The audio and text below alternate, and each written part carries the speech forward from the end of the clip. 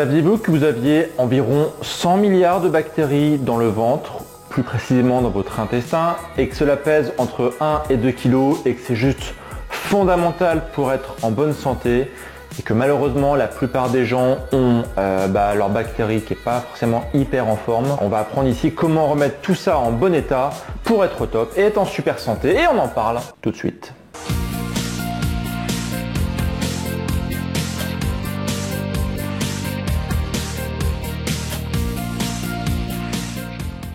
Vous avez donc dans votre intestin environ 100 000 milliards de bactéries, c'est ce qu'on appelle le microbiote. Alors précisément, il y a en plus autre chose que les bactéries, il y a des champignons, il y a des levures, il y a même des virus. En fait voilà, tout ça, ça sert en fait à avoir un intestin en très bonne santé. Il faut savoir que l'intestin et le microbiote, donc l'ensemble des organismes vivants qui habitent dans votre intestin, eh bien vivent un petit peu en symbiose, ça crée ce qu'on appelle une homéostasie, donc ça crée un équilibre.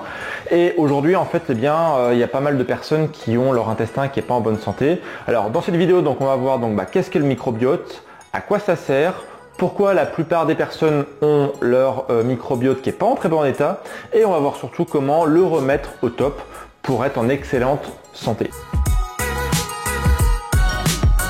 Il faut savoir que le microbiote, c'est extrêmement important pour la digestion. Ça sert notamment à l'assimilation de pas mal de minéraux. Ça sert aussi à la synthèse de certaines vitamines comme la vitamine B, la vitamine K. C'est extrêmement important d'avoir tout ça en bon état parce que si jamais votre microbiote n'est pas en forme, eh bien vous allez mal synthétiser tous ces minéraux, toutes ces vitamines.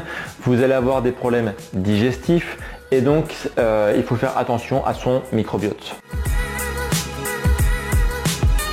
Comme vous le savez peut-être aussi, l'intestin est extrêmement important pour le bon fonctionnement du système immunitaire. Et donc si jamais votre microbiote n'est pas en bon état, eh bien ça va avoir un impact donc sur l'intestin qui lui-même donc peut, de par un effet domino, engendrer donc des effets sur votre système immunitaire. Donc de la même façon, avoir un microbiote qui n'est pas en super bon état, eh bien ça peut emmener des problèmes sur votre système immunitaire. De la même façon, en fait, le microbiote intervient sur le système hormonal. Eh bien oui, parce qu'en fait, il faut savoir que l'intestin est extrêmement important pour le système hormonal. Notamment, c'est dans l'intestin qu'on va avoir la fabrication d'une grande partie de la sérotonine. Il faut savoir que 95% de la sérotonine est produite dans l'intestin, 5% est produite dans le cerveau et la sérotonine intervient notamment de façon assez prépondérante dans votre humeur, dans vos émotions.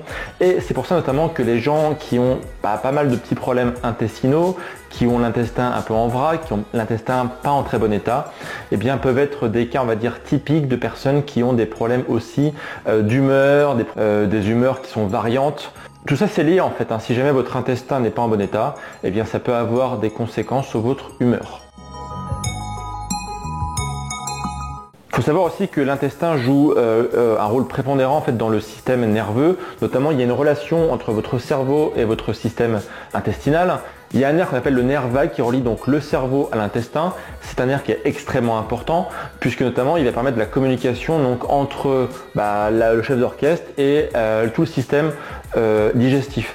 Exemple, si vous consommez un aliment qui n'est pas bon pour votre santé, qui est même toxique, eh bien lorsqu'il va arriver dans l'intestin, donc l'intestin va dire voilà, c'est pas quelque chose que je veux, c'est mauvais pour la santé, ça va bousiller mon corps, et hop, du coup il y a une information qui remonte au cerveau, donc pour donner l'ordre au final soit de rejeter l'aliment, soit de le vomir, etc., etc. Vous savez que l'intestin c'est votre deuxième cerveau. D'ailleurs il y avait pas mal de bouquins qui sont sortis sur le sujet.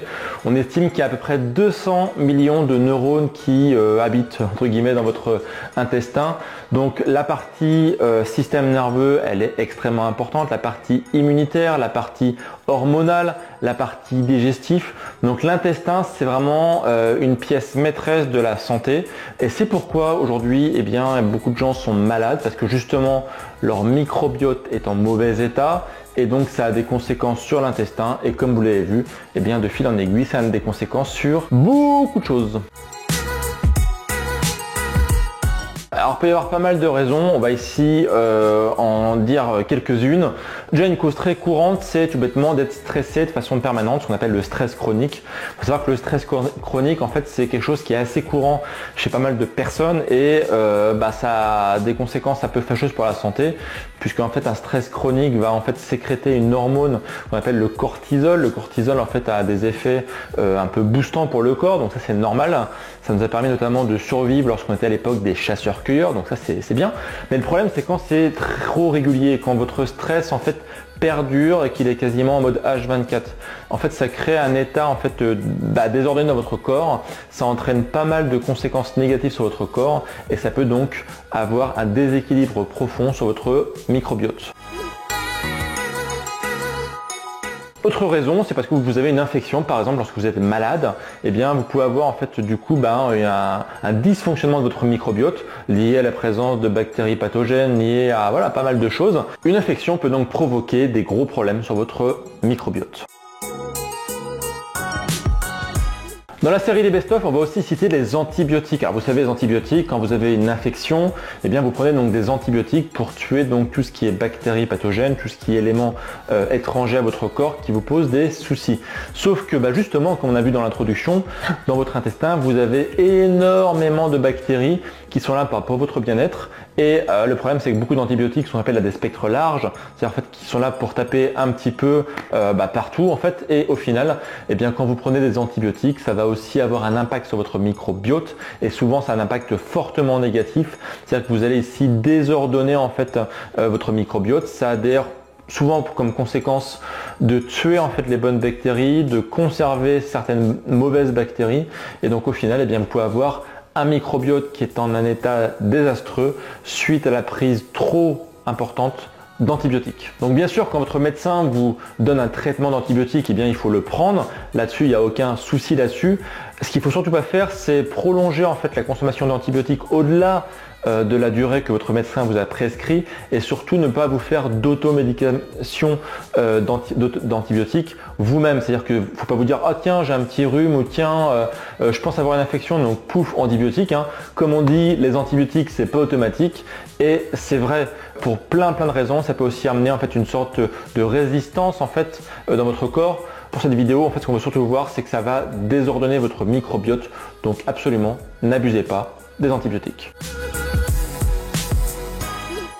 Une autre raison d'avoir un microbiote désordonné, eh bien, ça va être la consommation de produits, des aliments qui sont réputés mauvais pour votre intestin et donc pour votre microbiote.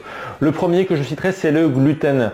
Le gluten, en fait, il est réputé, il est connu pour générer ce qu'on appelle de la perméabilité intestinale, c'est-à-dire qu'il va en fait rendre votre intestin poreux. Alors bien sûr ça va dépendre des personnes, il y a des gens qui ont en fait plus ou moins de sensibilité, il y en a qui sont extrêmement sensibles, c'est ce qu'on appelle les gens qui ont la maladie de cœliaque, d'autres inversement qui ont très peu de sensibilité, mais il faut savoir que la majorité des personnes sont un petit peu entre les deux, c'est-à-dire qu'au final eh bien ils sont moyennement sensibles, mais attention, c'est ce qu'on appelle aussi parfois une pathologie en fait silencieuse, c'est-à-dire que vous avez en fait le gluten qui abîme votre intestin, mais vous ne vous en rendez pas compte. D'ailleurs j'avais fait une vidéo là-dessus que j'ai appelé le syndrome de la pièce qui pue, c'est-à-dire en fait que finalement on s'habitue en fait à avoir un désordre au niveau de l'intestin et finalement on n'en tient plus compte. Un autre aliment qui est réputé pour abîmer le microbiote, c'est le sucre, tous les produits sucrés. Il faut savoir que les produits sucrés en fait vont permettre la prolifération des mauvaises bactéries.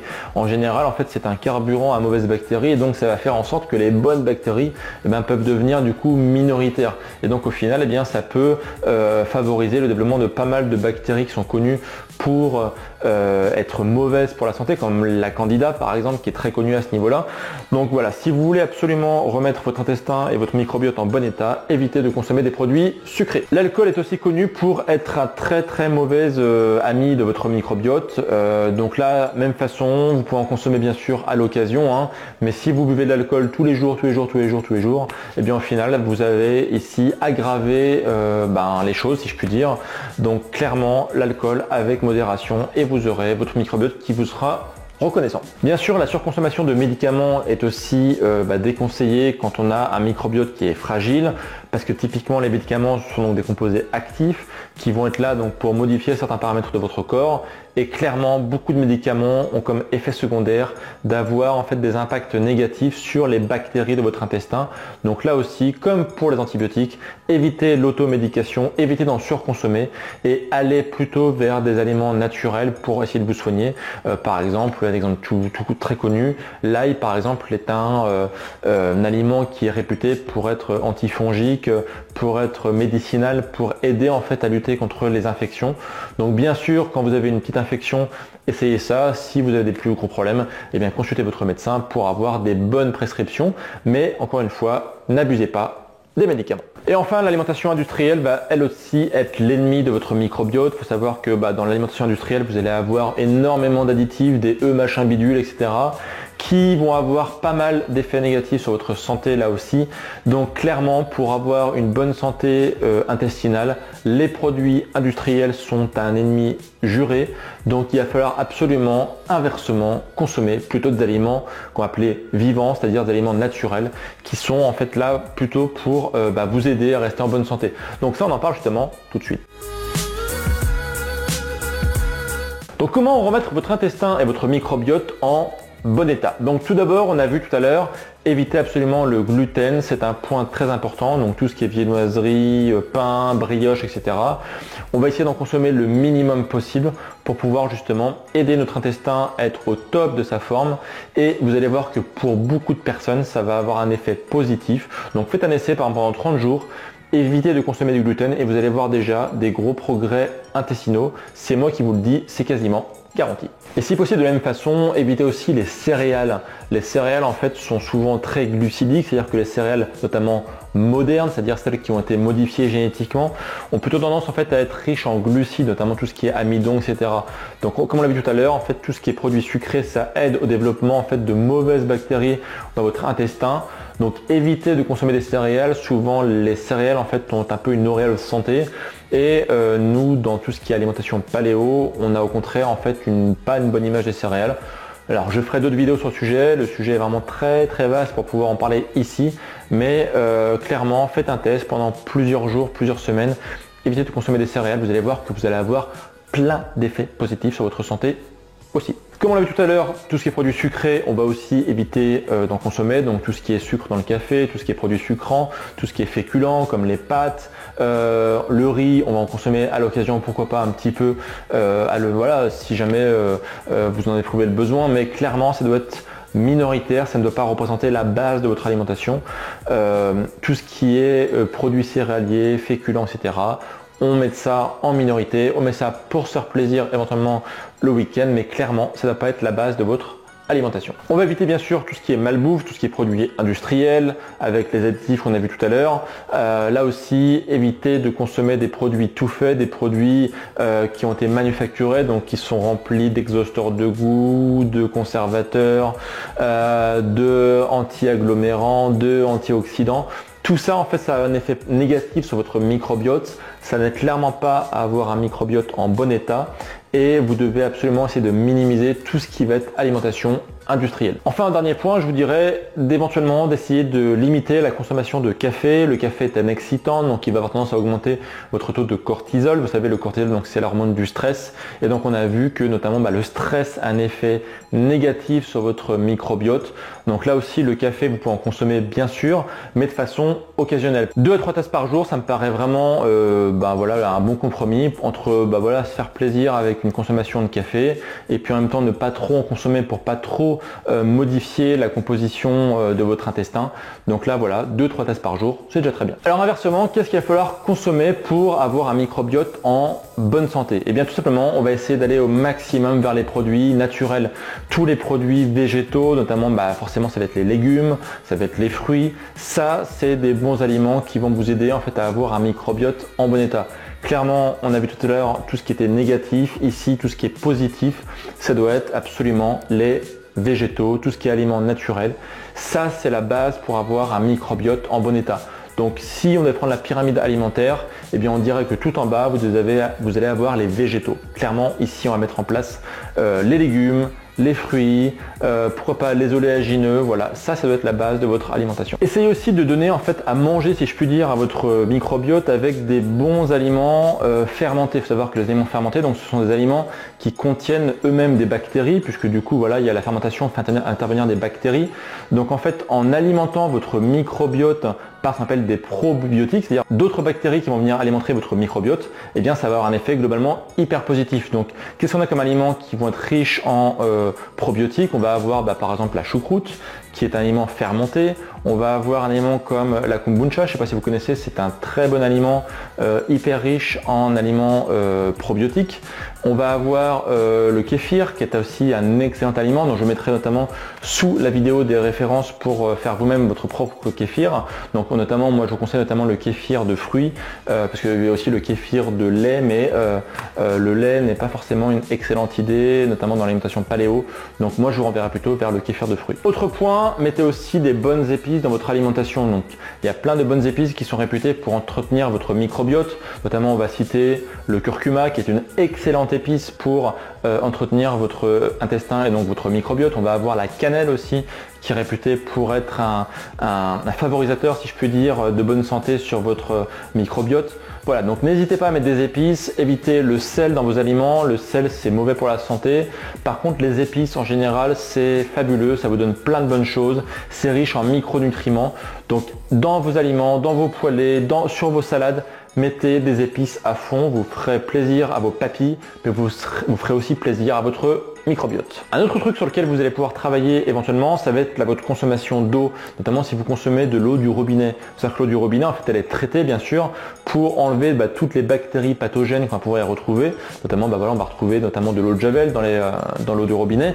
Mais cette eau traitée, en fait, lorsqu'elle arrive dans votre intestin, eh bien, elle conserve encore des éléments justement pour tuer les bactéries. Et au final, quand votre eau arrive dans votre intestin, eh bien, qu'est-ce qui se passe? Eh bien, oui, vous avez vos bactéries qui prennent cher.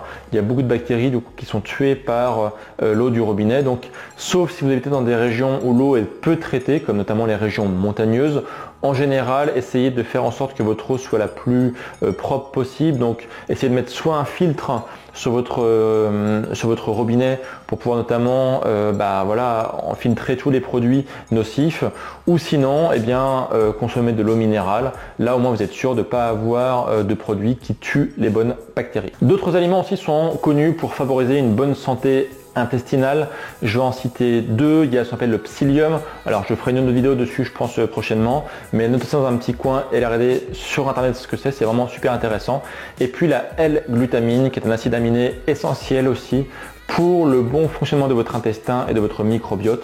Donc voilà, j'espère que cette vidéo vous a plu, vous avez appris des choses. N'hésitez pas à mettre un petit pouce si vous avez appris des choses et si vous allez mettre en pratique tout ça. Si justement vous voulez passer en mode paléo, donc passer à une alimentation santé qui de base fera attention à votre santé intestinale et à votre microbiote, puisque l'alimentation paléo justement est riche en produits naturels, en produits vivants, eh bien je vous fournis en fait aujourd'hui une formation gratuite de plus d'1 heure pour passer justement à une alimentation santé qui va faire en sorte que votre microbiote sera en super état. Et pour la télécharger, vous avez un i comme info en haut à droite de cette vidéo, ou sinon vous avez le lien dans la description. Allez-y, c'est gratuit.